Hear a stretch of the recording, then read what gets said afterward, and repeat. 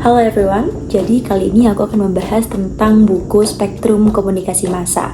Buku ini menjelaskan bukan hanya tentang bagaimana cara kita menyampaikan pesan, tapi di sini membahas institusi politik, ada ekonomi, dan lain sebagainya. Di sini kita akan membuka spektrum komunikasi massa secara luas. Kita juga akan membahas konsepnya, media, teori, model-modelnya, hingga konglomerasi media. So, tonton video ini sampai habis. Di sini aku bakalan jelasin secara singkat dan jelas biar kita paham semuanya tentang buku Spektrum Komunikasi Massa. Mulai dari bab yang pertama, memahami komunikasi massa. Yang pertama ada hakikat komunikasi massa. Hakikat komunikasi massa ini adalah penyampaian pesan dari suatu media yang disebarluaskan ke audiens luas, audiens besar yang heterogen dan anonim. 3 hakikat intinya adalah yang pertama, pesan disebarkan secara luas. Yang kedua, menggunakan media seperti TV, internet, surat kabar, radio, dan lain-lain sebagainya. Dan yang ketiga, audiens tidak saling mengenal. Selanjutnya ada ciri-ciri komunikasi massa. Tentunya melayani audiens besar, pesannya seragam, harus dipahami banyak kalangan, kemudian terjadwal seperti siaran di televisi, efeknya luas, jangka panjang, dan bersifat publik, tidak private. Kita lanjut ke bab yang kedua, yakni media dalam komunikasi massa. Ada 4. Yang pertama, surat kabar. Surat kabar seperti yang kita ketahui, surat kabar digunakan untuk menyebarkan informasi. Nah, tapi kelebihan dari surat kabar ini memang informasinya lengkap, detail, tetapi kekurangannya kurang cepat dibandingkan media digital pada saat ini. Yang kedua ada radio. Radio merupakan media auditif, tetap cepat penyebarannya dan masih ada hingga era modern saat ini. Ada musik, ada info lokal, kemudian juga tetap tersebar dengan cepat. Yang ketiga ada televisi. Seperti yang kita ketahui, televisi menggabungkan audio dan visual juga geraknya. Jadi kita bisa melihat audio dan visualnya. TV juga sangat kuat untuk membangun persepsi karena gambar secara emosional lebih berpengaruh daripada teks yang hanya kita baca.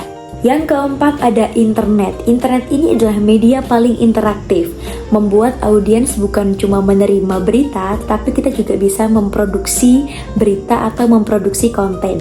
Kita lanjut ke bab yang ketiga, yakni model-model komunikasi massa. Model yang pertama yang sering diketahui dan umum adalah model komunikasi Lasswell. Nah, biasanya kita mendengarkan kalau komunikasi model Lasswell itu who says what in which channel to whom with what effect. Model ini linier yang menekankan bahwa komunikasi massa bertujuan menghasilkan efek tertentu. Contoh kasus singkatnya yakni pemerintah membuat iklan vaksin. Nah, dikirimlah lewat TV, kemudian ditonton oleh masyarakat dan efeknya masyarakat mau divaksin. Yang kedua yakni model komunikasi Shannon and Weaver. Nah, model komunikasi ini berfokus pada transmisi pesan dan gangguan atau noise.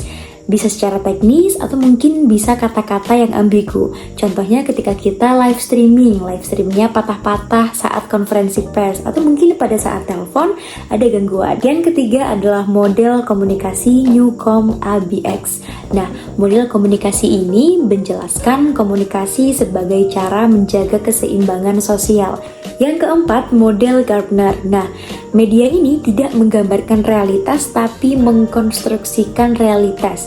Jadi penonton memahami dunia berdasarkan versi realitasnya yang disunting oleh media tersebut. Contohnya, TV itu menyoroti kriminalitas. Nah, akhirnya masyarakat merasa dunia itu semakin berbahaya. Yang kelima ada model Wesley dan McLean. Nah, menjelaskan asal pesan dari berbagai peristiwa, kemudian media memilih dan disampaikan ke publik. Yang terakhir, yang nomor 6 adalah model De Fleur.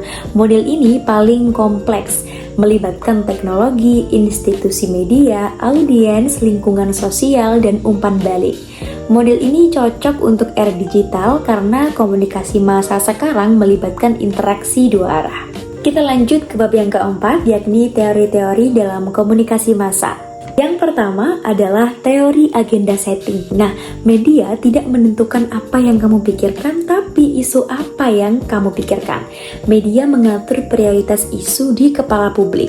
Contoh mudahnya adalah berbulan-bulan media membahas kasus A. Akibatnya, seluruh masyarakat menganggap kasus itu adalah kasus yang paling utama dan yang penting.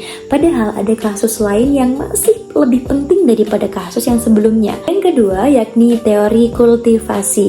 Inti dari teori ini adalah paparan jangka panjang media untuk membentuk persepsi realitas. Yang ketiga, yakni teori spiral of silence. Nah, inti dari teori ini adalah orang yang merasa pendapatnya minoritas memilih diam agar tidak dikucilkan. Yang keempat, ada uses and gratification. Nah, inti dari teori ini adalah audiens aktif memilih media sesuai dengan kebutuhan pribadi. Contohnya, TikTok untuk hiburan, kemudian berita cepat mereka cari di X, panduan belajar di YouTube, validasi diri mungkin ada di Instagram, dan lain sebagainya. Yang kelima adalah media dependensi teori. Nah, semakin seseorang ini bergantung pada berita, semakin besar juga efek media terhadap dia. Yang keenam, ada determinisme teknologi. Nah, inti dari teori ini adalah teknologi media itu menentukan bagaimana kita berpikir dan berperilaku. Yang ketujuh, ada teori peluru. Nah, di sini media ini dianggap menembakkan pesan langsung dan mempengaruhi audiens. Yang kedelapan, yakni difusi inovasi, menjelaskan bagaimana inovasi ini menyebar dari sedikit orang kemudian menjadi tren dan kebiasaan. Yang kesembilan, ada teori media kritis. Nah, inti dari teori ini adalah media dikendalikan oleh pemilik modal, kemudian kontennya juga mengikuti kepentingan mereka. Yang ke-10, yakni imperialisme budaya. Nah, intinya adalah budaya kuat mendominasi budaya lokal melalui media. Kita lanjut ke bab yang kelima, yakni efek komunikasi massa. Efek yang pertama adalah efek kognitif. Efek ini meningkatkan pengetahuan, wawasan, dan cara orang memahami sesuatu. Yang kedua adalah efek afektif. Efek afektif ini yakni media mempengaruhi perasaan atau emosional seseorang. Yang ketiga adalah efek konatif. Nah, efek ini mempengaruhi tindakan nyata seseorang. Contohnya, ketika kita sudah melihat sesuatu yang direview dari TikTok, kemudian kita membelinya. Yang keempat, ada efek jangka pendek dan efek jangka panjang. Nah, efek jangka pendek ini intinya adalah reaksi kita cepat langsung setelah melihat media. Kalau efek jangka panjang itu perubahan nilai, keyakinan, atau mungkin kebiasaan yang terbentuk pelan-pelan. Terakhir ada efek konstruktif dan efek destruktif. Nah, efek konstruktif ini adalah dampak positif. Media memperkuat wawasan, pendidikan, dan persatuan. Kalau yang satunya, dampak negatif, memperburuk kondisi sosial, emosi, dan juga relasi masyarakat. Lanjut ke bab yang ke-6, komunikasi massa dalam sistem politik. Yang pertama, four theories of the press. Nah, 4 teori utama tentang bagaimana negara mengatur media. Isi 4 teori tersebut, yang pertama ada authoritarian. Nah, media dikontrol oleh negara dan tidak boleh mengkritik pemerintah. Yang kedua, ada libertarian. Media bebas sepenuhnya untuk mengkritik, memuji, menginvestigasi, bahkan untuk membuat opini tajam. Nah, yang ketiga ada social responsibility. Media bebas tetapi harus bertanggung jawab secara etis. Ada kode etiknya, larangan menyebar hoaks, dan juga kebijakan objektif. Yang keempat ada Soviet komunis. Nah, di sini media adalah alat ideologi negara, digunakan untuk propaganda idealis komunis, tidak ada kepemilikan pribadi. Selanjutnya ada three models of media and politics. Nah, di sini media yang pertama media untuk kepentingan publik, yang kedua media untuk kepentingan negara, yang ketiga ada media untuk kepentingan pemilik modal. Selanjutnya di yang ketiga ini ada the fourth estate. Nah, media disebut sebagai kekuatan keempat dalam demokrasi. Jadi fungsi utamanya adalah mengawasi kekuasaan di negara. Kita lanjut ke bab yang ketujuh, ekonomi dan kuasa media. Yang pertama ada kepemilikan media massa. Nah, intinya semakin sedikit orang yang memiliki media, maka semakin besar mereka bisa mengontrol informasi publik. Contoh mudahnya adalah jika pemilik media ini adalah pengusaha batu bara, maka berita tentang lingkungan akan cenderung lunak atau tidak kritis pada berita tentang batu bara. Yang kedua adalah konglomerasi media. Nah, intinya pada media konglomerasi ini, satu perusahaan besar bisa menguasai banyak jenis media sekaligus. Tiga adalah hegemoni media. Nah, media membuat suatu pandangan menjadi terlihat normal, wajar, dan benar, sampai masyarakat menerimanya tanpa sadar. Selanjutnya, gaya hidup yang konsumtif.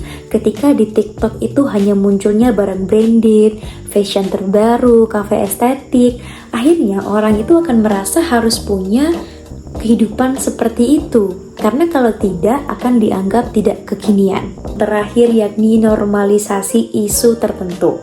Media sering menampilkan gaya hidup tertentu sebagai gaya hidup modern, sehingga yang berbeda akan dianggap ketinggalan. Yap, jadi itu dia penjelasan dari aku secara singkat tentang buku Spektrum Komunikasi Massa. Semoga bisa dipahami. See you next video. Bye-bye.